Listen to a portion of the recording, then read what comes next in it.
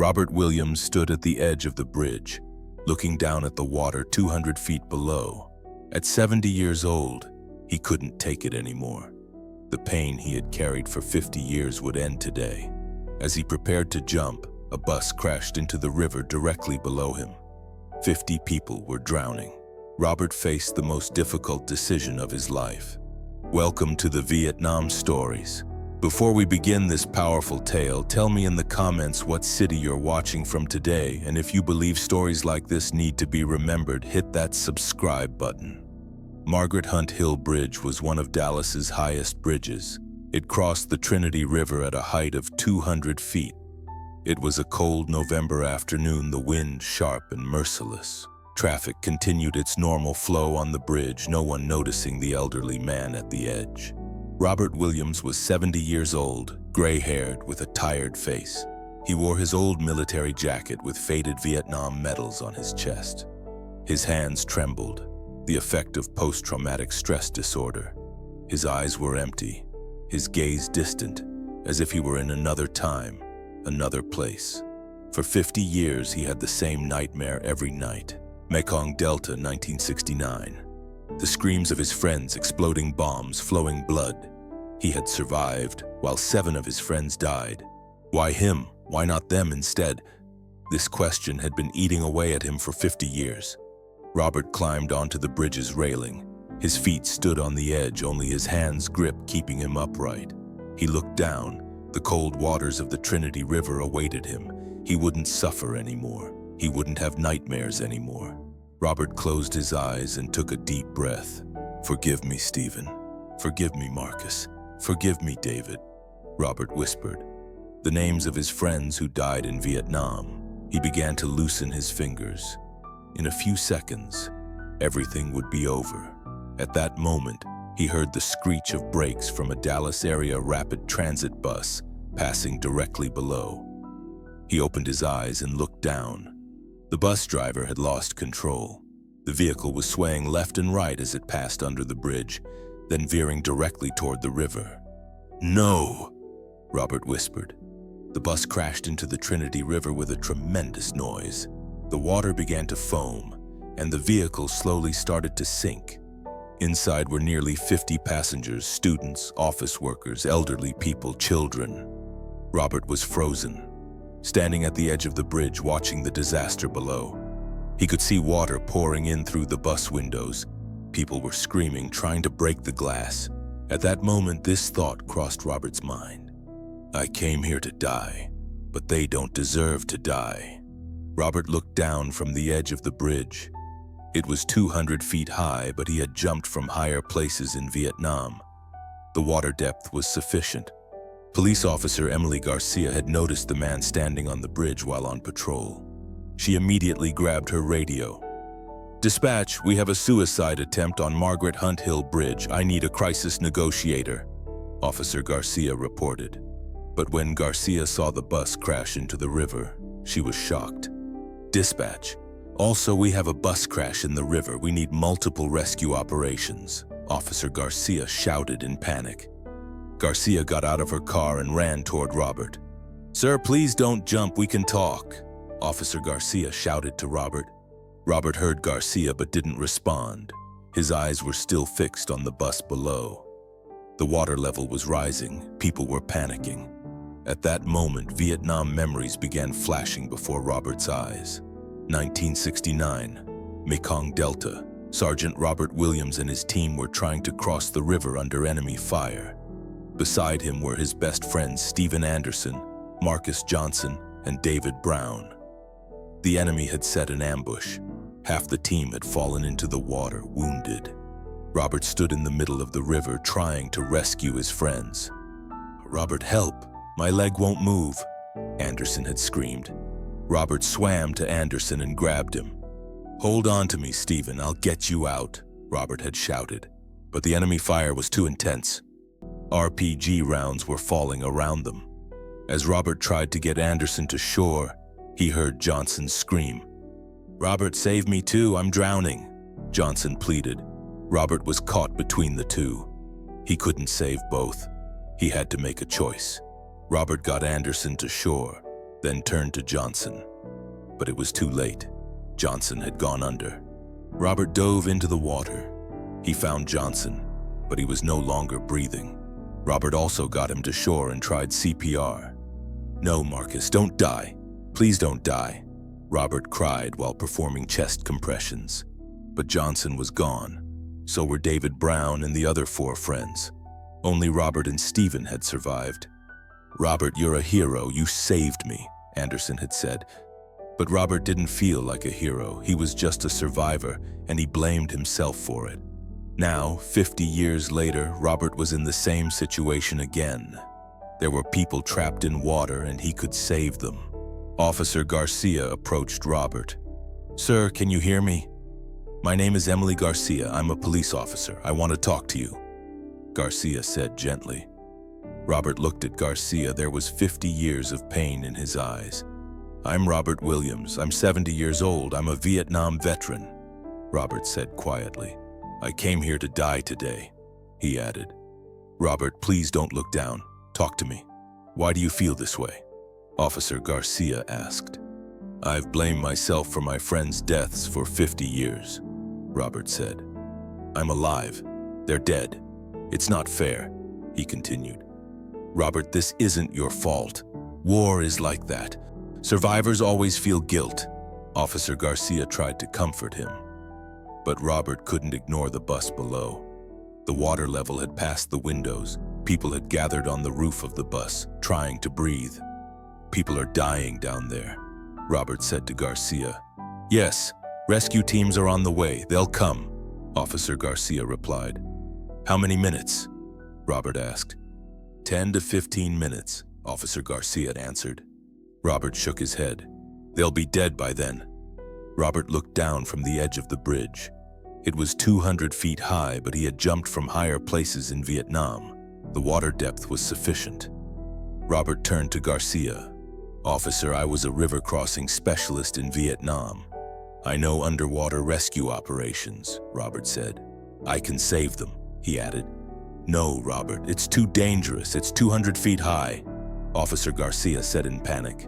Robert smiled. For the first time in 50 years, he was truly smiling.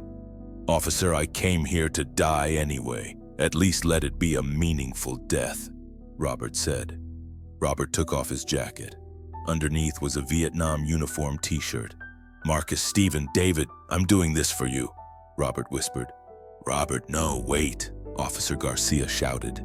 But Robert had already jumped. He fell 200 feet into the Trinity River. The water was ice cold, but Robert's body had been accustomed to cold since Vietnam. He stayed underwater, then surfaced. He immediately began swimming toward the bus. Using techniques he learned in Vietnam, he moved powerfully and determinedly. When he reached the bus, he began breaking the windows. His hands were getting cut, but he didn't care. There were about 50 people inside.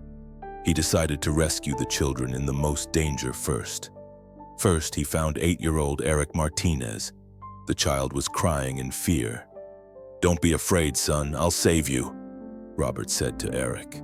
He took Eric in his arms and got him out of the bus. He began swimming toward the riverbank.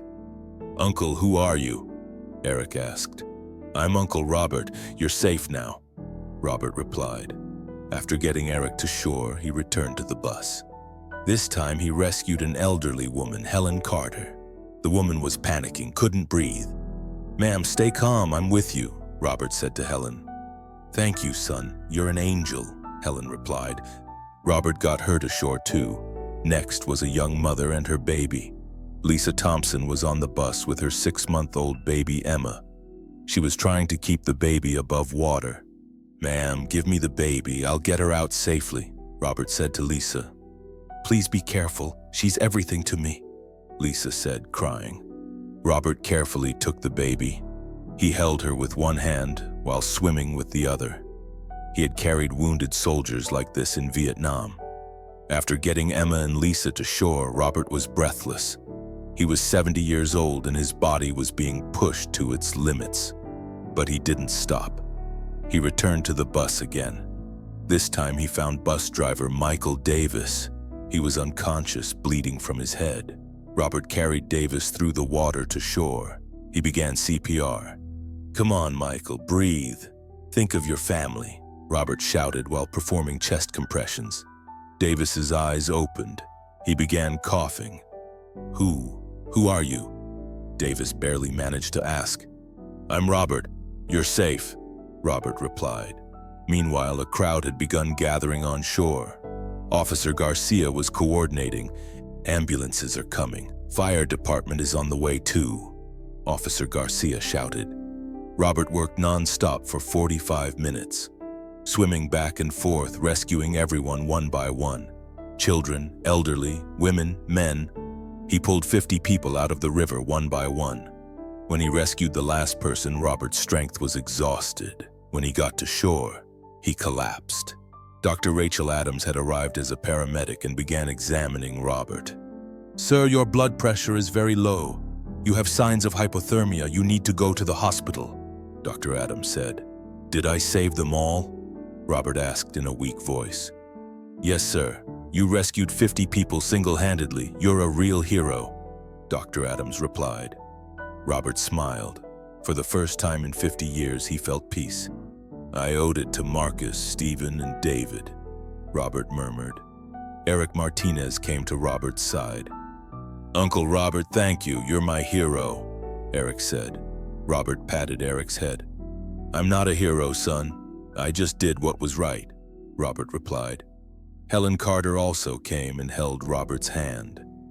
"Son, why did you save us? You risked your own life," Helen asked.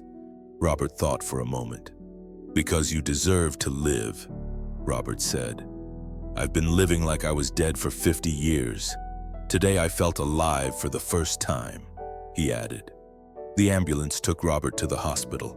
On the way, paramedics asked him questions. "Sir, how can you swim so well? Rescuing 50 people at this age is incredible," the paramedic asked. "I learned in Vietnam. I did river crossing operations," Robert replied. "Are you a Vietnam veteran?" the paramedic wondered. "Yes, 1968-1971, Mekong Delta," Robert said. "Thank you, sir, for your service and for what you did today," the paramedic said respectfully. At the hospital, Robert's condition was stable. He received hypothermia treatment, his cuts were stitched, but most importantly, for the first time in 50 years, he was at peace. Dr. Patricia Wilson examined Robert. "Mr. Williams, your body is very strong. Performing such an operation at this age is incredible," Dr. Wilson said. "Doctor, I was a dead man before today. Today I came back to life," Robert replied. That evening, it was on the local television news, with the headline, "70-year-old Vietnam veteran saves 50 people single-handedly." But Robert didn't watch the news. He just looked out the window, feeling grateful to be alive. The next day, Pastor James visited Robert in the hospital. Robert used to go to church but stopped going after his PTSD started. "Robert, I heard what happened. God used you today," Pastor James said. "Pastor, I was angry at God before. Why did he take my friends and leave me?" Robert said. "Now I understand. He left me for this day," he added. "Yes, son. The reason for your survival came out today," Pastor James said with a smile. When he left the hospital, a surprise awaited Robert. The 50 people he had saved, along with their families, had gathered in front of the hospital. "Uncle Robert, Uncle Robert!" Eric Martinez came running. Eric's mother said, crying, "Mr. Williams, I don't know how to thank you. You saved my son's life." Lisa Thompson came with baby Emma. "Sir, Emma is alive because of you. I'm forever grateful to you," Lisa said. The 50 people applauded Robert. He had never experienced anything like this. "Please don't applaud. I just did what was right," Robert said humbly. But the crowd didn't stop. They began chanting. For the first time in 50 years, Robert felt pride. But this time it wasn't bad pride. It was peaceful pride from doing the right thing. A reporter approached. "Mr. Williams, may I write your story? People should hear your story," the reporter asked. "You can write it, but I have one condition," Robert said. "What is it?" the reporter wondered. "Also write the names Marcus Johnson, Stephen Anderson, David Brown, They are my friends I lost in Vietnam. Today I put their souls to rest, Robert said. Of course, sir. Their story will be written too, the reporter promised. When Robert returned home, everything was the same, but he had completely changed. He no longer thought about suicide. He now had a reason to live. The phone rang. It was Eric Martinez's family calling. Eric's mother asked, "Mr. Williams, Eric wants to see you. Will you come?" "Of course I'll come," Robert replied. When he went to Eric's house, the child hugged him. "Uncle Robert, you're a real superhero. I want to be like you when I grow up," Eric said. "Eric, you don't need to wear a cape to be a superhero. You just need to do what's right," Robert advised. After that night, Robert's life completely changed. He now woke up with hope in the mornings and slept peacefully at night. The Vietnam nightmares had decreased. He formed close friendships with the people he saved. They saw him as part of their family. Helen Carter invited Robert to dinner at her house every week. "Robert, you're like my son now," Helen would say. "I see you as my mother too, ma'am," Robert would reply. 6 months later, Robert visited Margaret Hunt Hill Bridge again, but this time not for suicide, but to give thanks. He stood at the edge of the bridge and looked down. The Trinity River flowed calmly. "Marcus, Steve, and David, I'm at peace now, friends. Your deaths weren't in vain. With what you taught me, I saved 50 people," Robert spoke. The wind blew as if his friends were answering. Robert smiled and walked away from the bridge. He now had a reason to live. Robert Williams became a local hero of Dallas after that day. But he didn't chase fame. He was just happy spending time with the people he saved, being part of their lives. For 50 years, he had lived with survivor's guilt. But now he understood that there was a reason he survived. He had lived to save 50 people that day. Robert was now 71 years old and grateful every day. Because where he went to die, he found a reason to live. True heroism is being able to set aside your own pain to save others. Robert Williams learned this at the age of 70. So do you have a Robert in your life? Someone carrying invisible wounds from battles fought long ago, believing their pain disqualifies them from purpose. Share their stories in the comments. Tell us about the Robert in your community. The one who thinks their scars make them worthless, not knowing those same scars make them invaluable. If this story moved you, subscribe and share, because sometimes the people contemplating endings are actually approaching beginnings. Sometimes the bridge that looks like escape becomes the launching pad for the most important mission of their lives. We'll see you in the next story. Until then, if you see someone standing alone, carrying burdens that bow their shoulders, remember, they might be one decision away from discovering their true calling. You just don't know it yet.